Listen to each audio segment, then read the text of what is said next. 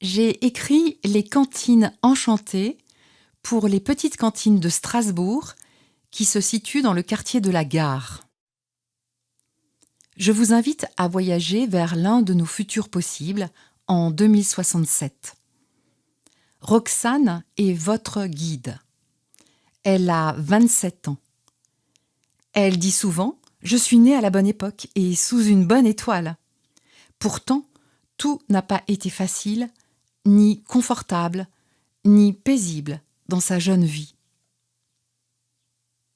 Roxane est guide hôte pour les cantines enchantées dans le quartier des Chameaux de Strasbourg.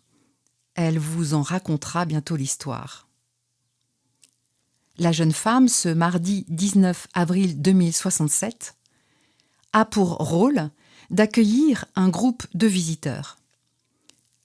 Certains viennent d'un autre quartier de Strasbourg, de villages alentours ou de bien plus loin, ayant traversé pendant des mois, dans des conditions périlleuses, la Méditerranée, l'Espagne ou le sud de la France. Ils sont venus à pied, en vélo électrique, en tram, en train et peut-être l'une ou l'autre en micro-voiture électrique. Roxane les a tous équipés d'oreillettes de traduction. Elle commence la visite au 5 rue Kuhn, le berceau des petites cantines. Les petites cantines ont été fondées en 2019 pour créer des liens entre les habitants du quartier de la Gare et donner envie de manger sainement et développer un quartier résilient. Comment ? Grâce à une cuisine participative et l'animation d'ateliers.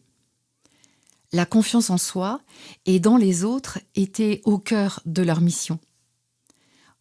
Au fil des années, les petites cantines ont contribué à créer un territoire avec une base d'autosuffisance alimentaire, énergétique, de soins et de savoir-faire.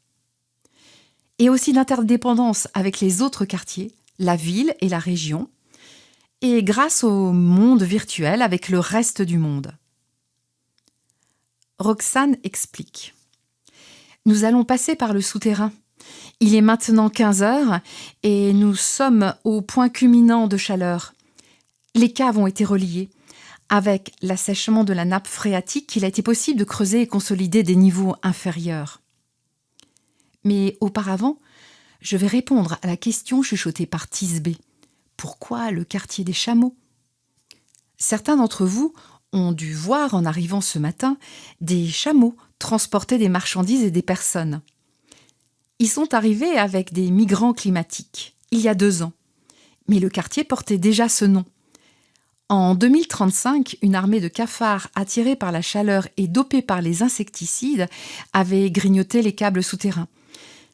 Des militants de Green Now avaient attaqué au même moment les satellites de communication 7G. La panne avait atteint le nord de l'Europe, dont Strasbourg. Les habitants du quartier de la Gare avaient été surnommés les Chameaux en raison de leur étonnante résilience grâce à une solidarité et à une créativité hors du commun. Le groupe, guidé par Roxane, descend la rampe en colimaçon menant au souterrain sombre. Il y a très peu de lumière, car sur les murs sont cultivés des champignons de Paris. Le groupe arrive sous la place de la Gare au niveau -5, où sont cultivées en aéroponie des endives. Au niveau 4 et 3, l'odeur de la terre est vive. Y sont cultivés des végétaux peu gourmands en eau, tétragones, carottes, choux de Bruxelles, topinambour, éliante, oca du Pérou.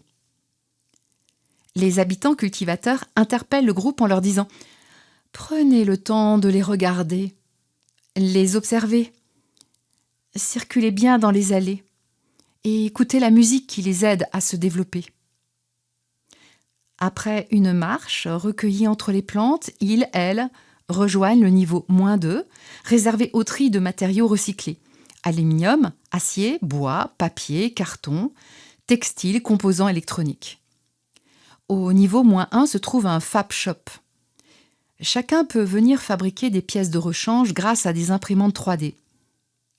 Un groupe d'adolescents, adolescenteux, est en train d'expliquer à un groupe d'anciens, ancienneux, la technologie la plus récente pour fabriquer des récupérateurs de transpiration distillés en eau pour avoir un peu plus d'autonomie à l'extérieur lors des poussées de chaleur comme aujourd'hui.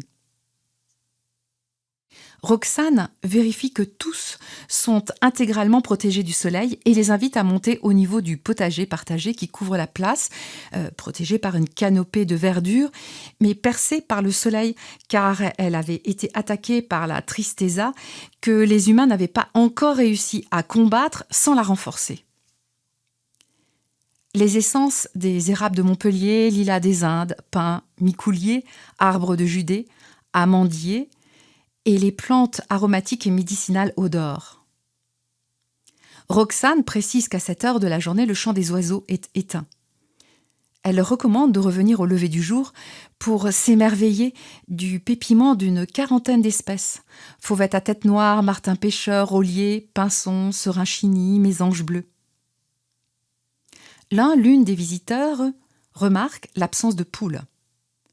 Roxane explique qu'il a été décidé dès 2030 de réserver la consommation des œufs aux jours de fête. Les œufs des poules du quartier du Neuhof font l'objet de trocs contre du miel des ruches venant des toits de la gare. Elle les mène au pied du célèbre aquarium d'algues. En 2030, la verrière de l'architecte Jean-Marie Dutilleul a fait l'objet d'une recréation.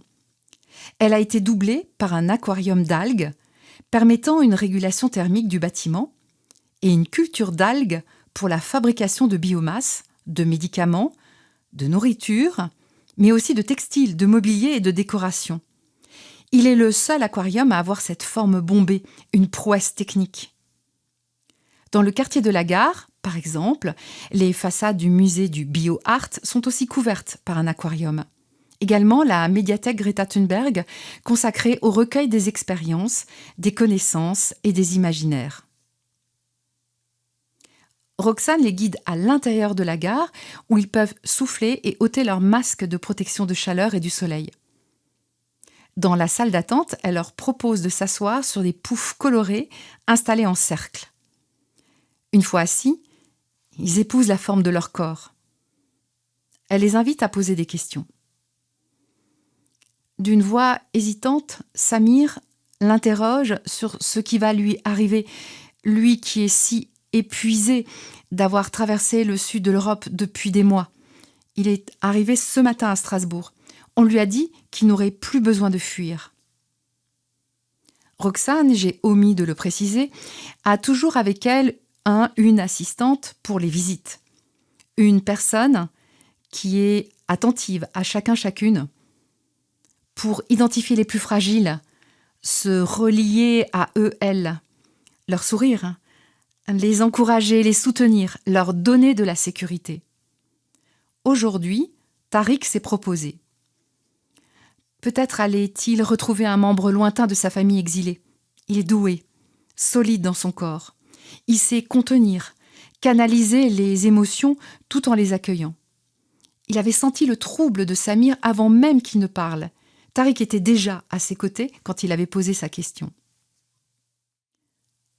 Roxane reprend la parole. Merci Samir pour ta question. De l'autre côté de la place des Chameaux, en face de l'aquarium se trouve un HEC, Habitat École Clinique, qui accueille des réfugiés comme toi, mais aussi des personnes originaires d'ici, qui ont besoin de se reposer, parce qu'ils, elles, sont traversés par les effets transgénérationnels de la crise climatique et des guerres. Dans cet espace, les personnes vivent un jour, une semaine, un mois, un an. Cela dépend de leurs besoins physiques, psychiques et spirituels. C'est un lieu ouvert, refuge qui a pour vocation de libérer les désirs, la puissance d'agir et de trouver le mode de vie juste et la contribution à la communauté de chacun.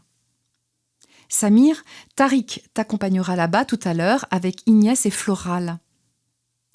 J'ajoute, parce que certaines peuvent être concernés en tant que parents, que plusieurs quartiers de Strasbourg ont ouvert des Meet Addict Care pour soigner, comme son nom l'indique, des crises de manque au monde virtuel. Rosa prend la parole, elle vient de Lille. Elle va habiter à Strasbourg pendant 3 mois. Elle fait partie du réseau IKEA, Institut de capital d'échange d'aide, et du réseau des cantines enchantées.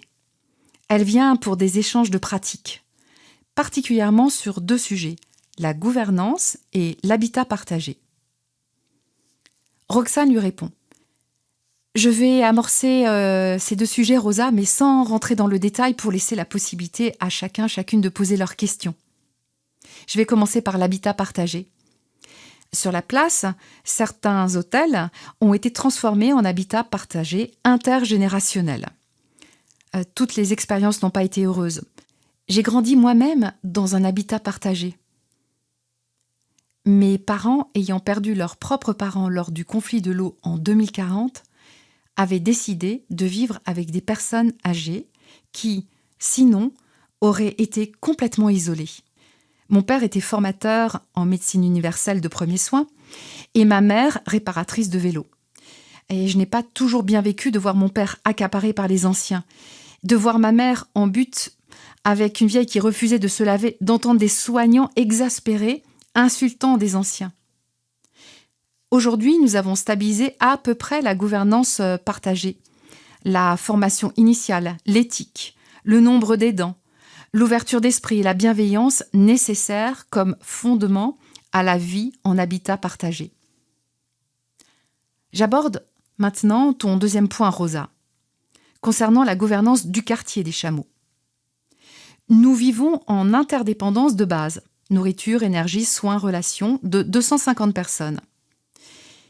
Dans le quartier vivent 10 000 personnes.